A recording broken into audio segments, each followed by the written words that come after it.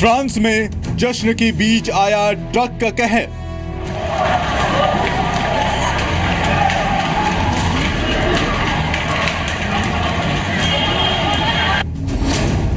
National day की आतिशबाजी में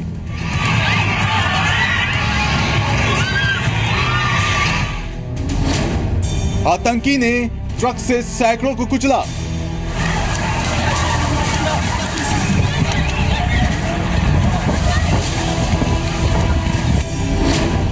दो किलोमीटर तक सड़क पर दौड़ी मौत।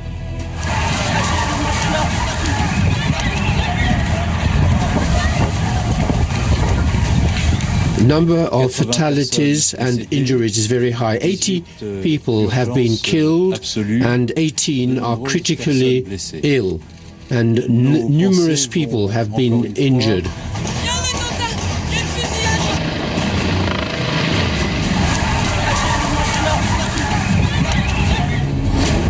पेरिस के बाद नीस में आतंक।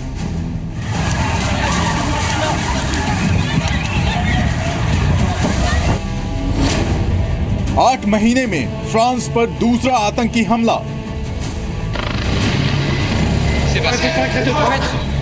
पूरी दुनिया और यूनाइटेड नेशन जो है टेररिज्म को जल्दी से डिफाइन करे और एकजुट होकर इनके खिलाफ कार्रवाई करे, क्योंकि आज इंसान और इंसानियत के लिए सबसे बड़ा दुश्मन यही है।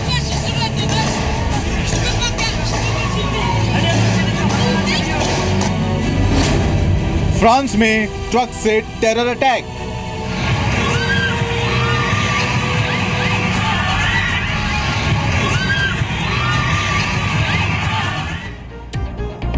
नमस्कार, जी न्यूज पर आप सभी का स्वागत है। आपके साथ मैं हूं पूर्णिमा मिश्रा और बात फ्रांस के नीस की हो रही है, जहां पर आतंकी हमला हुआ है। और इस आतंकी हमले के बाद एक नया वीडियो भी सामने आया है। लगातार आपको हम अपडेट्स दे रहे हैं, लेकिन ये जो वीडियो है ये हमले के थोड़ी ही देर बाद का वीडियो है। और इस वीडियो में साफ देखा जा सकता है कि लोग डरे सहमे हुए हैं, हाथ ऊपर उठाकर लोग जा रहे हैं। वीडियो में हाथ ऊपर उठाए कुछ विदेशी सैलानी भी देखे जा सकते हैं। ये वीडियो हमले के थोड़ी ही देर बाद रिकॉर्ड किया गया, जब इमरजेंसी की गाड़ियां मौके पर पहुंच गई थी। ट्रक एक घुसाया फ्रांस के नीस शहर में, जहां पर नेशनल डे का आयोजन हो रहा था। और इसी नेशनल डे की परेड के दौरान ये आतंकी हमला हुआ। एक ट्रक लोगों को कुचलता हुआ 2 किलोमीटर तक आगे बढ़ता रहा। इस आतंकी हमले से दुनिया दहल उठी। ट्रक से आए आतंकी ने कार्यक्रम में मौजूद भीड़ में घुसकर लोगों को कुचल दिया। ऐसी भी खबर है कि ट्रक में मौजूद आतंकी ने गोलीबारी को भी अंजाम दिया। ट्रक में भारी मात्रा में गोला बारूद भी मौजूद था। पुलिस ने जवाबी कार्रवाई में हमलावर को भी मार गिराया। इसी हमले से जुड़ी हुई ये 4 तस्वीरें इस वक्त हम आपको दिखा रहे हैं। The Bastille Day celebrations were coming to a close.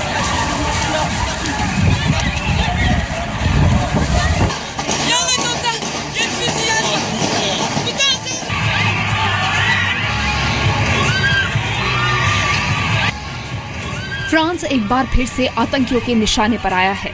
8 महीने के अंदर एक बार फिर से फ्रांस पर आतंकी हमला हुआ। यहाँ के नीस शहर में नेशनल डे के मौके पर आतिशबाजी देखने के लिए काफी बड़ी संख्या में लोग जुटे थे, लेकिन इसी बीच एक ट्रक पर सवार आतंकी ने भीड़ पर हमला कर दिया।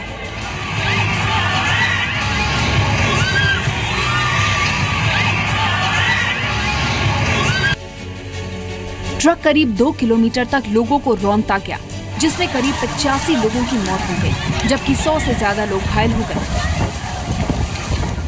Number of fatalities and injuries is very high. 80 people have been killed and 18 are critically ill, and numerous people have been injured.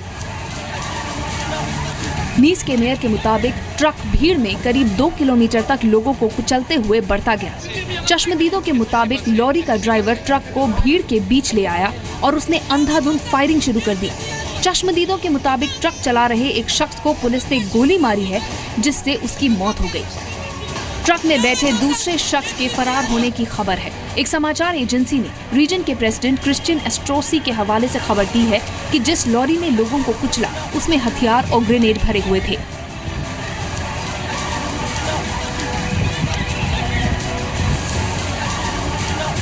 वहीं दूसरी तरफ ISIS को सपोर्ट करने वाले ग्रुप्स ने फ्रांस हमले पर खुशियां मनानी शुरू कर दी हैं। टेलीग्राम ऐप पर #Nice_attack का मैसेज भेजा जा रहा है। फ्रांस के एक मीडिया हाउस के मुताबिक ISIS ने इस हमले की जिम्मेदारी ली है, लेकिन अब तक इसके बारे में पूरी जानकारी सामने नहीं आई है। राष्ट्रपति फ्रांसवा ओलांद ने इस घटना की निंदा की है। इसके साथ ही ओलांद ने फ्रांस में अगले 3 महीनों के लिए इमरजेंसी बढ़ा दी है। फ्रांस में पिछले साल पेरिस में हुए हमले के बाद आपातकाल लागू कर दिया गया था। अभी तक हमले की जिम्मेदारी किसी आतंकी संगठन ने नहीं ली है। हालांकि नीस हमले में किसी भारतीय को कोई नुकसान नहीं पहुंचा है। भारतीय विदेश मंत्रालय के प्रवक्ता ने ट्वीट कर ये जानकारी दी। विदेश मंत्रालय ने पेरिस में भारतीय दूतावास के 2 हेल्पलाइन नंबर भी जारी किए हैं। ये हेल्पलाइन नंबर्स हैं +33 140 50 7070। नीस शहर में हेल्पलाइन नंबर है +33 6265 24814। MEA के स्पोक्सपर्सन विकास स्वरूप जी हमारे साथ फोन लाइन पे जुड़े हैं। विकास जी, आपसे हम जानना चाहेंगे क्या स्थिति भारतीयों की है वहाँ पर, क्या अपडेट आप दे सकते हैं? देखिए, जो हमारे राजदूत हैं पेरिस में मोहन कुमार जी, उन्होंने जो नीस में भारतीय समुदाय है उसके साथ संपर्क बनाया हुआ है। अभी तक हमें किसी भारतीय नागरिक की इसमें इफेक्ट होने की खबर नहीं मिली, लेकिन हमारे राजदूत ने ये भी हमें कॉशन किया है कि अभी टू अर्ली टू कोई फाइनल जजमेंट इस पे पास करने में, अभी ये टू अर्ली। जैसा कि आप जानते हैं, नीस एक बहुत पॉपुलर वेकेशन स्पॉट है, टूरिस्ट स्पॉट है। कई भारतीय सैलानी वहाँ जाते हैं। उन भारतीय सैलानियों के बारे में तो हमारे पास कोई जानकारी नहीं है, क्योंकि वो भारतीय दूतावास के साथ संपर्क में नहीं रहते हैं। लेकिन अभी तक हमें किसी भारतीय केस में इफेक्ट होने की जानकारी नहीं मिली। सर, एक बहुत शुरुआती जानकारी आई थी कि हॉस्टेज भी कुछ लोगों को बनाया गया है। इस बारे में कोई जानकारी आपको? क्या कहे आपने?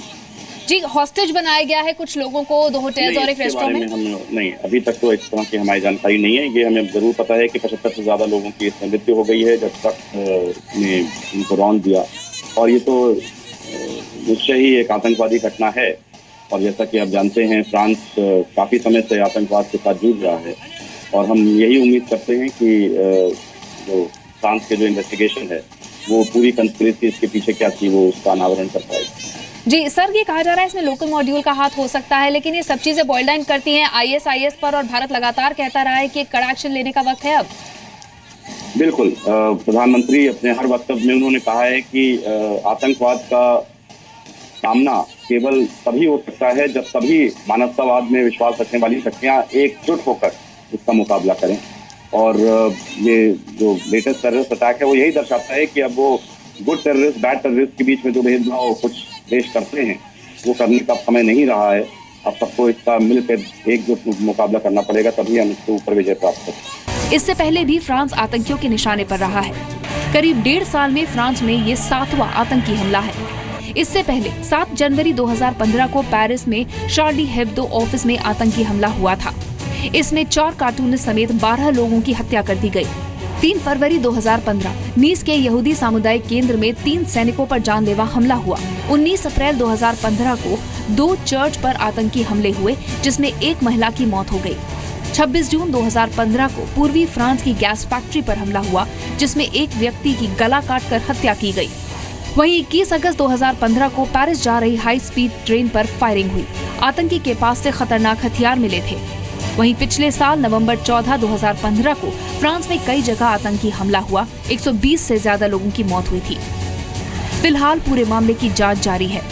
एविनॉन गए फ्रांस के राष्ट्रपति फ्रांसवा ओलांद हमले की खबर मिलने के बाद पेरिस लौट आए हैं। ब्यूरो रिपोर्ट, जी मीडिया। तो आपने नीस हमले पर हमारी रिपोर्ट देखी। एक बार फिर से आपको सिलसिलेवार ढंग से हम ये बता रहे हैं कि हमला हुआ कैसे। नेशनल डे के दौरान नीस के प्रोमेनेड डेस एंग्लिस में ये हमला हुआ। इस दौरान नीस में काफी चहल पहल भी थी, लोग आतिशबाजी देखने में बिजी थे। हमलावर भीड़ से भरी सड़क पर 2 किलोमीटर तक लोगों को रौंदते हुए ट्रक चलाता गया। एक बाइक सवार ने कूदकर ट्रक पर चढ़कर हमलावर को रोकने की कोशिश भी की, लेकिन वो ट्रक को रोक नहीं सका। पुलिस ने फायरिंग कर हमलावर को मार गिराया। हमलावर ड्राइवर कई लोगों को तब तक कुचल चुका था। नीस हमले के बाद फ्रांस में 3 महीने के लिए स्टेट ऑफ इमरजेंसी बढ़ा दी गई है। नीस में घटना के दौरान ट्रक ने 2 किलोमीटर तक लोगों को कुचला। इस घटना पर नंदिता कुडेशिया की ये रिपोर्ट।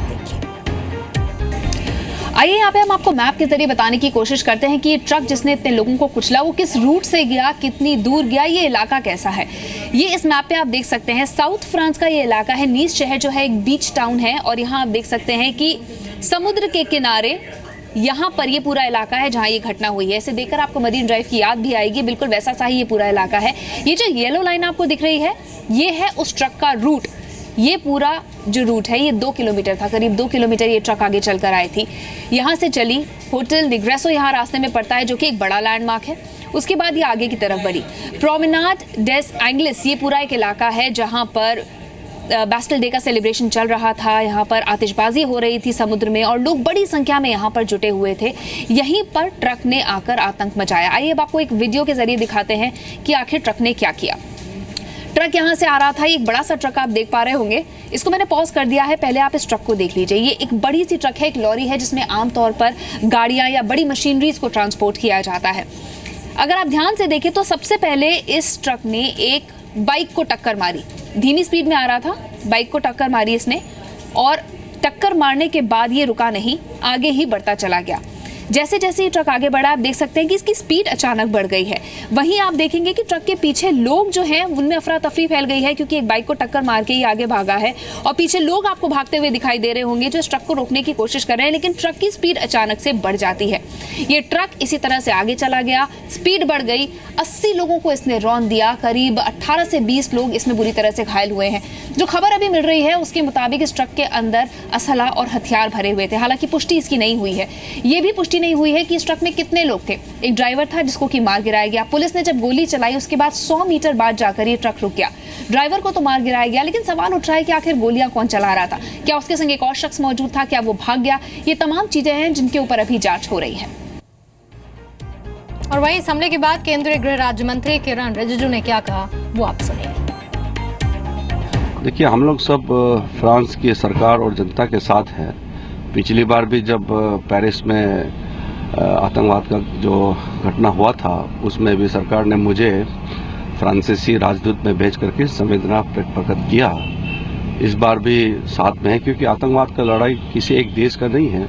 आतंकवाद के खिलाफ का लड़ाई जो है सारा दुनिया को मिलकर के लड़ना है। तो इसमें हम साथ के लड़ाई के खिलाफ जो भी कोई भी कदम उठाते हैं तो उसमें सब साथ होना है। और फ्रांस के नीस में हमले को लेकर जानकारों का मानना है कि अब आतंकी हमले के लिए सोशल मीडिया का इस्तेमाल कर रहे हैं और एक जगह बैठे हुए दुनिया भर में दहशत का माहौल खड़ा कर रहे हैं। जितने भी आतंकवादी हमले हो रहे हैं वो बाहर से चल करके आतंकवादी नहीं आता है और हमला नहीं करता है। अब रिमोट कंट्रोल से उनका ऑपरेशनल टास्क दिया जा रहा है। सोशल मीडिया पर उनको रेडिकलाइज किया जा रहा है और उनको इफ़ेक्टिव तरीके से एक आतंकवादी वारदात का अंजाम देने के लिए इनेबल किया जा रहा है। हो सकता है वहाँ पर कोई रोड बैरियर लगे हों, लेकिन अगर आपने ट्रक को देखा जो कि 7 टन का ट्रक है, रोड बैरियर भी वो पार कर सकता है या हो सकता है पुलिस वालों के सिग्नल को भी उसने अनदेखी कर दी हो। तो ये बड़ी बात नहीं है, लेकिन बड़ी बात ये है कि वो अपना टाइम, प्लेस और टारगेट ये चुन सकता था फ्रीली और इसका किसी को पता नहीं लगा। ये बड़ी बात है। टारगेट सेलेक्ट करते हैं कि कहाँ इनको मैक्सिमम कैजुअलिटी कर पाएँ और कहाँ इनको मैक्सिमम पब्लिसिटी मिल जाए।